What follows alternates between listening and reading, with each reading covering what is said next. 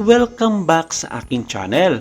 Actress beauty queen na si Rufa Gutierrez at ina nitong si Annabel Rama hindi makapaniwala sa kanilang natoksan sa mag-amang Yilmaz at Binis Bigtas. Kinumpirma ng bunsong anak ni Rufa Gutierrez na si Binis Bigtas na ngayon ay nasa 19 years old na at sa kanya naging on-the-spot interview sa ilang mga showbiz media at vloggers na nag-cover ng kanilang endorsement ng isang sikat na personal choice product kasama ang ina sa Makati City kung saan sinabi niya na ipagpapatuloy niya ang kanyang pag-aaral sa kolehiyo sa ibang bansa. Ang eksklusibong panayam sa kanya ay naganap noong May 23, 2024 sa paglulunsad ng Sunnis Plus sa Makati City.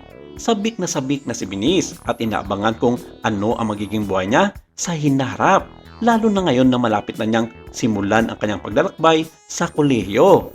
At dito nga, kasabay ng kanyang pananabik na makapag-aral sa ibayong dagat ay ang pananabik rin ng mga showbiz insiders na magtanong sa kanya tungkol sa kanyang personal na buhay, sa kanyang pamilya at lalong-lalo na sa kanyang komunikasyon sa kanyang nawalay na ama. At ito ay walang iba kundi ang kanyang controversial na Turkish father na si Yilmaz Bigtas. Ayon sa mga taga-media na nag-interview kay Binis Bigtas sa naturang event sa Makati, marami sa kanilang mga taghanga sa kanilang mga TV at radio program. Might as well sa kanilang mga social media layaway account tulad na lamang ng Facebook at YouTube ang curious sa kung anong suporta nga ba ang ibinibigay ng amang si Yilmaz pagdating sa kanyang mga pangangailangan personal, lalong-lalo na sa pag-aaral.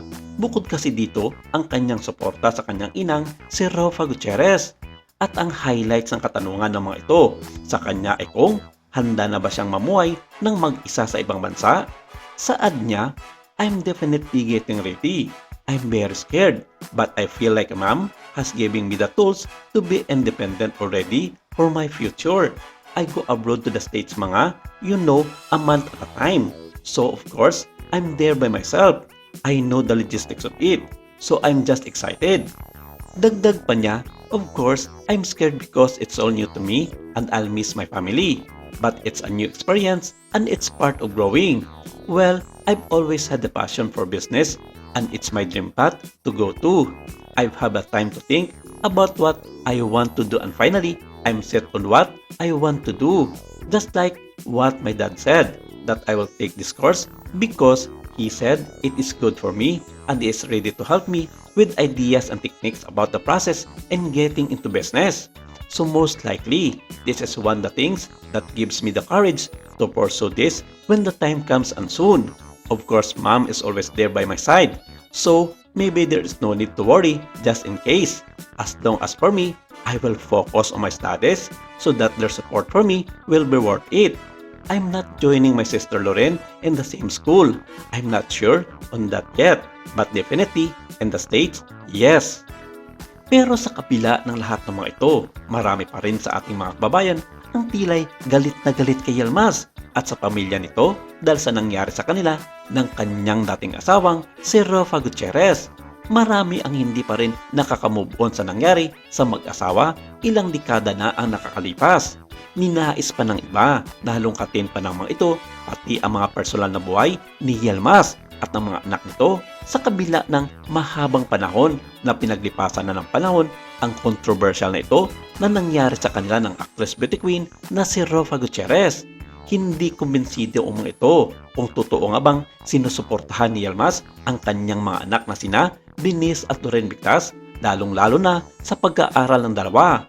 Sinasabi pa ng mga ito na napaka-irresponsableng amang araw itong si Yilmaz sa kanyang mga anak at tinawag pa ng iba na napakababoy raw ng pamilya nito dahil sa mga ginawang pang-aalipusta at pagbubugbog kay Rufa noon. Pero ganun pa man, marami pa rin ang naniniwalang patuloy ang suporta ni Yilmaz sa kanyang mga anak kay Rufa na sina Loren at Binis Bigtas. At patunay lang dito ang pagbisita ng dalawa sa lugar ng kanilang ama sa Turkey matapos ang mahabang panahon na nawala ang mga ito sa Bigtas family. Kaya nga raw tahimik ang kampo ng mga Gutierrez, lalong-lalo na ang ina ng tahanan na si Annabel Rama pagdating sa isyu na para na rin daw sa katahimikan ng dalawang bata, pati ng kanilang amang si Yilmaz Bigtas. Sino ba namang ama sa mundo ang may konsyensya para pabayaan ang mga anak upang pagandaan ang mga ito sa kanilang mga pangarap sa kanilang buhay at maging successful sa kanilang mga mapipiling profesyon sa kolehiyo.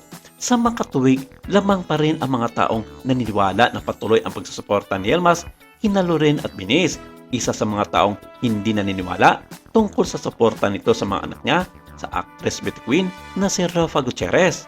Maraming salamat. Ito lang muna ang ating update for today.